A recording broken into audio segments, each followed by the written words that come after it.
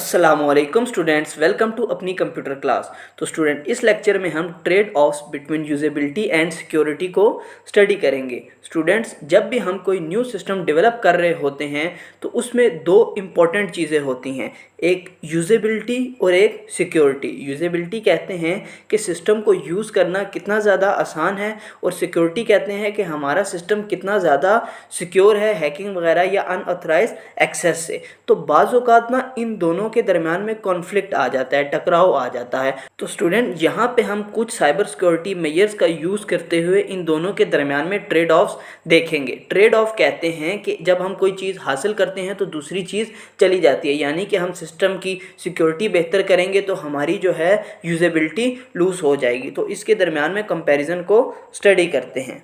Student, हम security और usability का ट्रेड ऑफ देखते हैं ऑथेंटिकेशन कॉम्प्लेक्सिटी के साथ। ऑथेंटिकेशन कहते हैं कि वेरीफाई करना कि कोई जो बंदा सिस्टम यूज़ कर रहा है वो इसका ऑनर है या नहीं। वेरीफाई करने के लिए हम ऑथेंटिकेशन करते हैं। जब हम स्टूडेंट सिक्योरिटी बहुत ज़्यादा बढ़ा देते हैं, जैसे हम एक्स्ट्रा वेरिफिकेशन ऐड कर देते हैं या two step factor authentication add कर देते हैं या मल्टी फैक्टर ऑथेंटिकेशन ऐड कर देते हैं, तो सिस्टम को अनऑथराइज्ड एक्सेस से बचाना बहुत ज़्यादा आसान हो जाता है। उसी के साथ साथ जब हम मल्टी फैक्टर ऑथेंटिकेशन ऐड करते हैं ना, तो उसका यूजेबिलिटी पे ये इम्पैक्ट आता है कि सिस्टम थोड़ा सा ना स्लो हो जाता है। यूज़र को वेट करना पड़ता है कि जैसे कोई कोड आएगा, फिर वो कोड एंटर करेगा, उसके बाद उसको एक्सेस मिलेगा। तो वो बाज़ औक़ात इंतज़ार करने की वजह से यूज़र फ्रस्ट्रेट हो जाता है। इसको एग्जांपल से अंडरस्टैंड करते हैं कि जैसे ना आप अपने बैंक अकाउंट में लॉगिन करते हो, एक तो ना आप पासवर्ड डाल रहे हो, पासवर्ड के साथ साथ आपके मोबाइल नंबर पे कोड भी आ रहा है जो आप डालते हो, उसके बाद आपको एक्सेस मिलता है। और बाज़ औक़ात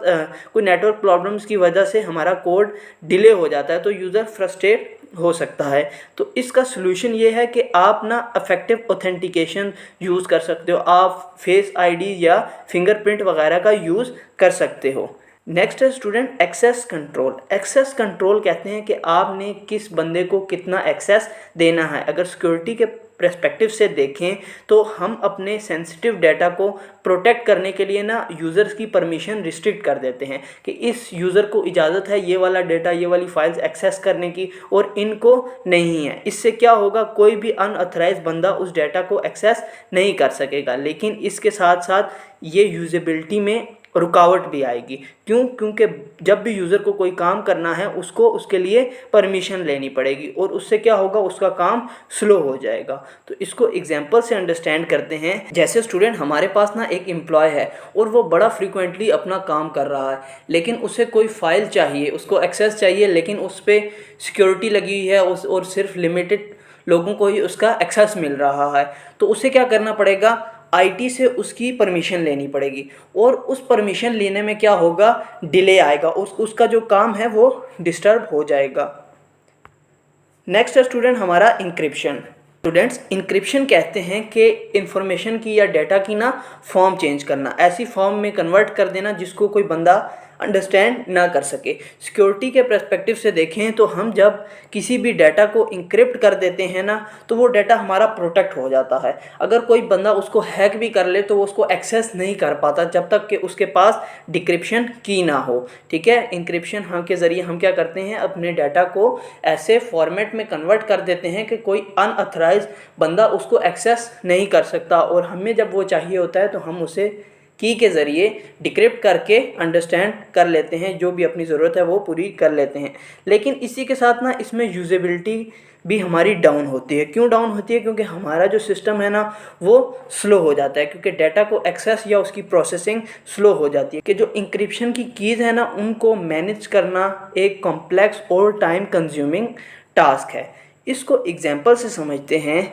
एक हॉस्पिटल में आपने अपने पेशेंट्स का सारा डाटा इंक्रिप्ट कर दिया है ताकि कोई भी इलीगली उसको एक्सेस ना कर सके, लेकिन कोई एक इमरजेंसी की सिचुएशन आ गई है और वो आपको डाटा चाहिए। अब जब वो आपको डाटा चाहिए तो उसको डिक्रिप्ट करने में टाइम लगेगा, और इमरजेंसी की सिचुएशन है तो वो इतना टाइम आपके पास है नहीं। तो इसका सलूशन ये होगा कि आप ना ऐसे इंक्रिप्शन एल्गोरिथम्स यूज़ करें जो बहुत ज़्यादा फास्ट हों, या आप ना सारे डाटा को इंक्रिप्ट करने की बजाय जो कॉन्फिडेंशियल डाटा है ना सिर्फ उसको इंक्रिप्ट करें।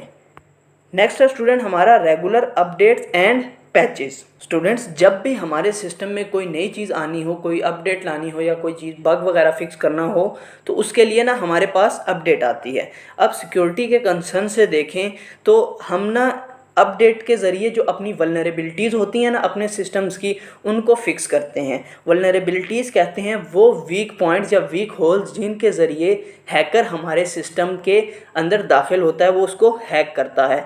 जब वो अपडेट आता है तो वो क्या होता है, उस वल्नरेबिलिटी को, उस वीक होल को कवर अप कर देता है। अगर हम इसको यूजेबिलिटी के साथ देखें कि अपडेट्स जो आती हैं ना उन्हें सिस्टम को रीस्टार्ट करना पड़ता है, जिसकी वजह से ना जो यूज़र है उसका काम इंटरप्ट हो जाता है, या समटाइम्स हमारे पास कंपैटिबिलिटी इशू आ जाता है, यानी कि जो पुराने सॉफ्टवेयर है ना वो उस सिस्टम पर सही तरह से काम नहीं करते। इसको स्टूडेंट एक एग्जांपल से समझते हैं।